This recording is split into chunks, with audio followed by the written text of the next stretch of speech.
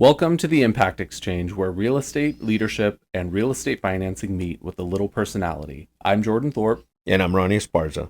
Every episode, we break down the moves, the money, and the mindset that help you navigate today's market with clarity and confidence. All in a way that actually makes sense. So let's get into it. Ronnie, welcome back. Here we are, episode 2. What are we talking about? What is happening? I don't know why you guys wearing these things, but whatever. Happy holidays, Merry Christmas, and all the mother Feliz Navidad to everybody out there. Hope everybody's got their shopping done.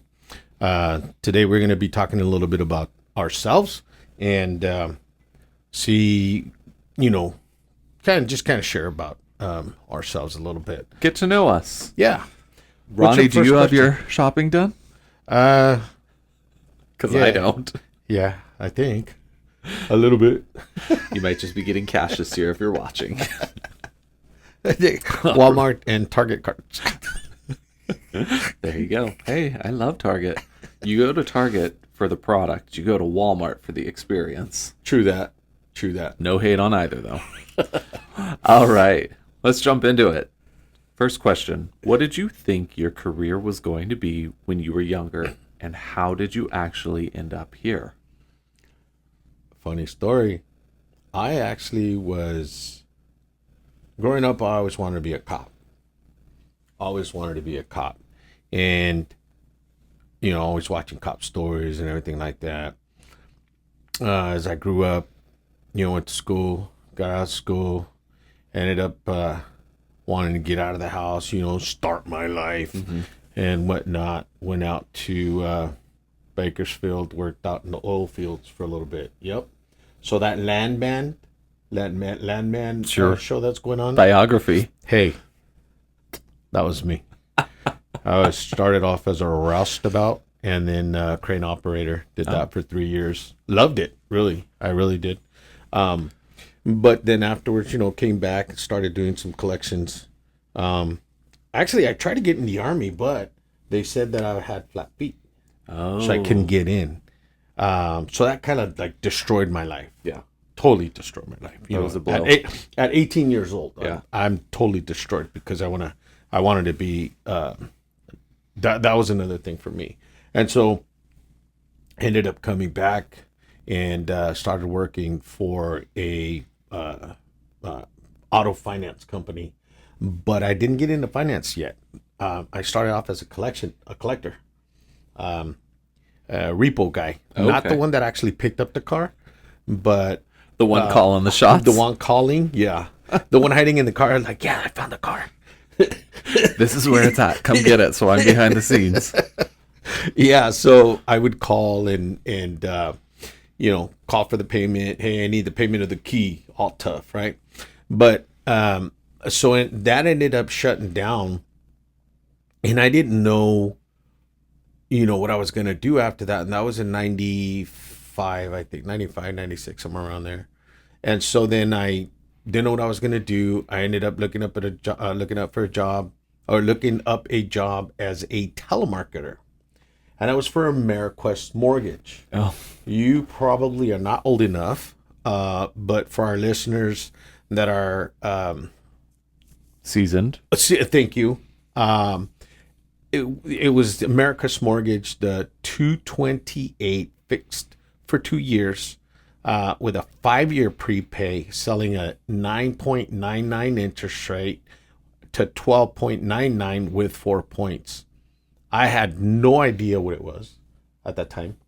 And so I just was calling. We called off the, remember those papers that have the green lines on? Yeah. Those, yeah. So we did those, called off of those, learned how to take applications for about a good 6 to 8 months. And then my manager at the time started showing me, this is what we're doing. And then I started getting commissions on it. And then I was like, whoa. So I like here this. am, yeah, 26, making tons of money, not Yeah. knowing what to do with it, just going crazy and stupid. But so that's how I got into mortgages. I didn't really plan on being into finance. I wasn't the best at finances either. So, that's how I got it, and never looked back. How about you? I was actually going to go to law school. I I don't know. grew up and I was like, you know what? I'm going to be either an anesthesiologist or I'm going to be an attorney. And I actually worked for county council at Santa Cruz County. And I realized quickly I probably didn't want to do government law. It was pretty draining. I was 19 years old working in juvenile dependency court. And that was my assignment. So that was tough. Went to school, got my finance degree. Thought, okay, let's back up too. Went to Cal Poly for a hot minute, studied philosophy. Was going to go pre-law. Then I thought, I don't think this is for me. So transferred, got my finance degree, got accepted into law school, and then I thought to myself, do I really want to do this? Is this really my calling? And who knows? I mean, I might still go to law school. I always toy with it. I was already in real estate. I was making pretty decent money, and I really liked the aspect of helping people start that fresh foundation in their life, that new chapter. And I stuck with it, doubled down, got my broker's license, and here ever since. Not too shabby, huh? No, I ended up getting my DRE license for a little bit. And then when the market took a dump, I kind of took a little break, but then I came back, and then that's when it required the Frank Dodd thing. Oh, yeah. Yeah, and they required the NMLS and all that stuff. So, Yeah. but I love being back for sure. Here's another one. Why does giving back or volunteering matter to you, and what kind of causes pull you in emotionally? That's a good one. I am currently on the board for Jacob's Heart Children's Cancer Support Services. I'm the vice president of the board, and I'm the incoming president, start of the new year. I got involved with it after my grandfather passed and started doing a toy drive. Then I saw a good friend of mine who used to work at the Health Trust, saw her in Togos. I said, how's the Health Trust? How is everyone? Whoa, I'm not there anymore. And this was right around the time I was thinking, okay, I need to host a toy drive. I said, well, where are you? Nonprofit world is very small. Oh, I'm at Jacob's Heart. Here's your sign. You know what you say to that? Couldn't get any clearer than that. So I took a tour, submitted a board application, and here I am. But I've been involved with a lot of different nonprofits. At like the height of my nonprofit volunteer career, we'll call it, I was on 7 boards at once, and I was in executive positions in 5. So it was a lot. But I've done everything from children's support groups. I've done the Aztecas Youth Soccer Academy. I have done Together in Pajaro. We got the Pajaro Park built. Real estate. I was on the board for California Association of Realtors and Santa Cruz County Association. So I've done a lot. Pajaro Valley Shelter Services and goes and goes and goes. Oh, that's good. Yeah. How about you? I have another question for you. Yeah. And I think our listeners want to hear this from you. This could go either way, folks. Okay. So is it realtor, realtor, realtor, or realtor? So the spelling is Realtor. Realtor. Realtor.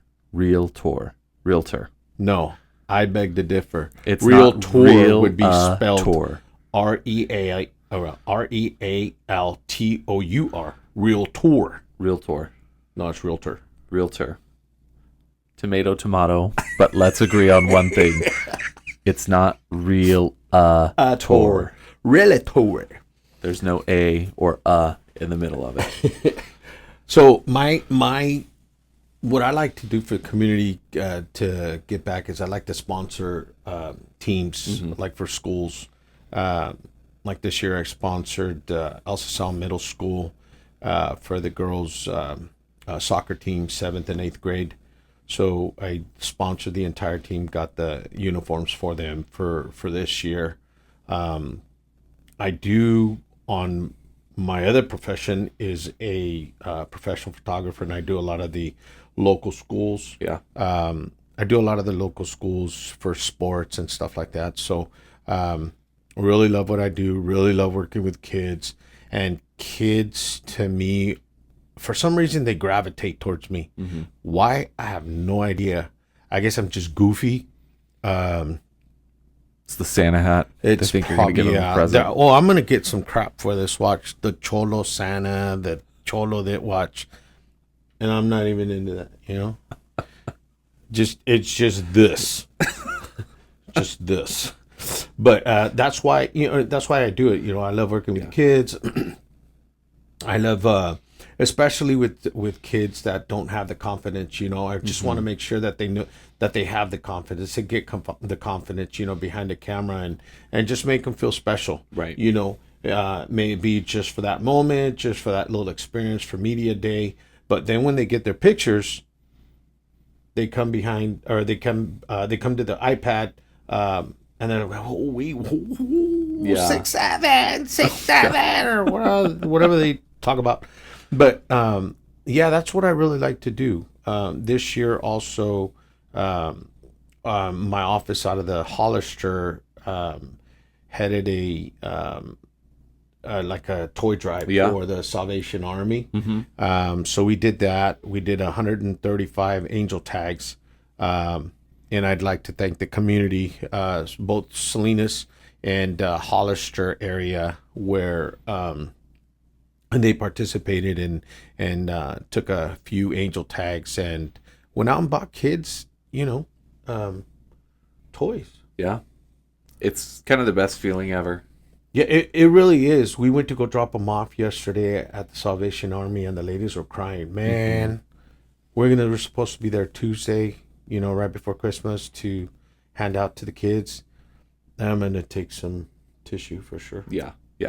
We had the Holiday Heart Mart at Jacob's Heart, so all of our toy drives that we did, everything that we collected, goes to the families today. They can go and they can pick up Christmas gifts for their children. Yeah. So I went and I dropped off candy canes, and I thought this, fun little way. Yeah. But I couldn't stay because I would start crying just seeing all of that and that energy there. It's such a great feeling, but I was like, in and out, I will start crying. And I'm a big old. I may look tough, but I am the biggest softie you'll find. I'm not. Just kidding. Once you get to know me, I have a pretty soft core. All right. This is a good one. What's a hobby or interest people would never guess about you? I'm pretty loud. I'm a loud person as it is, so everybody pretty much knows everything about me. Yeah. What you see is what you get with me. They know I'm into horses, Western country stuff. They know that I do photography. I used to shoot a lot of rodeo and stuff like that, rodeo events, and I also am the photographer for the Salinas, California Rodeo here in Salinas for the pageant. So I shoot the queen every year. All right, now I'm putting you on the spot. Is it rodeo or rodeo? Okay, well there'll be an episode for that. Next episode, pronunciation. I know, next episode, pronunciations. Salinas Rodeo. It's rodeo. I used to say rodeo a lot, but it's Salinas Rodeo. That's how it's pronounced for the Salinas Rodeo. Now, rodeo may be something else, but another place. NFR, rodeo, maybe. But Salinas, it's Salinas Rodeo. Maybe we need to go to Vegas next year, do a podcast from not NFR. Maybe. I can get some good boots there. It's expensive. Yeah. Expensive. Oh man. For me, hobby or I'm the same way. What you see is what you get with me. It's no secret. I love to shop. I'm really into scent profile, fragrance, cologne, candles, essential oils, something like that. So curating a scent for me, that's something that I've really gotten into more recently, but I've always been very intrigued with the process of scent making, fragrance making, because it's definitely an art. You know, what blends together, what wears well on your skin, what the profile is, what's the projection of it, how long does it last? So I get migraines if someone wears too much perfume, too much oil, too much fragrance, too much candles. I'm good. But yeah, my wife the same. It's intense. Yeah, yeah. So I mean, at school, these kids, they come up. Mr. Esparza, can I look at the picture? Yes, of course. Yeah. Axe. Yeah. You know, Yeah. or half a bottle of whatever they're wearing, and then the girls some vanilla stuff is just like, whoa. So the order forms, they always come all smelling like you're full of cologne, or a mixture of cologne and mixture of perfume. I'm like, yeah. So I didn't know about that about you. There's definitely an art to wearing a fragrance and not having the fragrance wear you, and knowing how much you can put on, what's too little, what's too much. So Yeah, that's for sure. all right. No Dracar. That's what I used to wear. Dracar. Noir. Yeah, Dracar Noir. Yep. That's a Elotois. Yeah. I remember it. I remember I know it. what that means. An Elotois is a fresh scent. It's not a musk, right? See, Yeah. blue water. No, cool water was another one. Davidoff. Yeah. And for my older listeners there, who remembers Big Wheel from Stanley? I loved it until they discontinued it. Now it's just brute. All right. Let me see. What's our next question here? You tell me, Ronnie, what are we going with? Let me see. Let me pick one here. If someone earlier in their career are feeling stuck, what's the one move you tell them to make next? This is a really good question and very realistic question for both of our careers. This field is brutal. So the one thing that I tell people is don't stop having conversations. Don't stop lead generating. Tell everyone you're in real estate. Find a way to work it into the conversation. Be a resource for people, because you never know what conversation you have that's going to lead to your next client. And that's really the truth. I don't know if I'm going to meet my next client at Nordstrom, or from walking down the street, or being at an open house, or talking to someone on the phone. You really just don't know. Yeah. How about you? For me, I always go back to communication. I always say communication. Communication for me is everything. Because if there's no communication, you can know everything about real estate. I can know everything about mortgages, and we can, talk about all that stuff. But if we don't answer our phones, that's the number one thing. Yep. One thing, if somebody's stuck, the first thing I ask them is, how's your communication? Right? Coach Wooden from UCLA, one of my favorite quotes of him is, discipline yourself so others don't have to. Yeah. Right? And if you're stuck, why do you think you're stuck? Get to the core. Think about for me, I always think, what am I doing wrong? Right? What am I doing wrong? What can I fix? Am I communicating with people? Am I learning? Am I keeping my mind open to learning? Because sometimes a lot, in this industry, whether it's for me, photography or mortgages, our egos could get in the way. Oh, yeah. We've been in the industry quite a long time, right? And if we get somebody that's going to show us something or something like that, and, our egos get in the way, it's like, no, I don't do it that way. I've been doing it like this way. That's another reason why you can be stuck, right? I've been doing this for X amount of years. I'm guilty of that. I've been doing this for 29 years. Yeah, well, why didn't you get my loan approved? Right? Why didn't you give me the house? Know that. Yeah. And so, if you're stuck, keep an open mind, discipline yourselves so others don't have to. That's what I say. Well, Jordan, I think it's about that time. All right. We say thank you to our listeners. Hey, we're learning, guys, so we'd really like your support in continuing to listen to us and stuff like that. So we're as we continue to learn more and more about how to podcast and stuff like that, because we're still learning. So if you have any questions about mortgages, real estate that you guys want to talk about, please let us know. Reach out to us. I'm at Ronnie Loan Officer on Instagram. And Jordan? I am _black belt broker. You can go on our website, www.theimpactx, the letter X, change.com. All right. I did karate for 20 years. Did you? Yeah. That's pretty good. Huh? Okay. All right. Yeah. Next episode, Ronnie might be showing us his moves. No. Thank you, guys. Happy holidays, everyone. Bye-bye.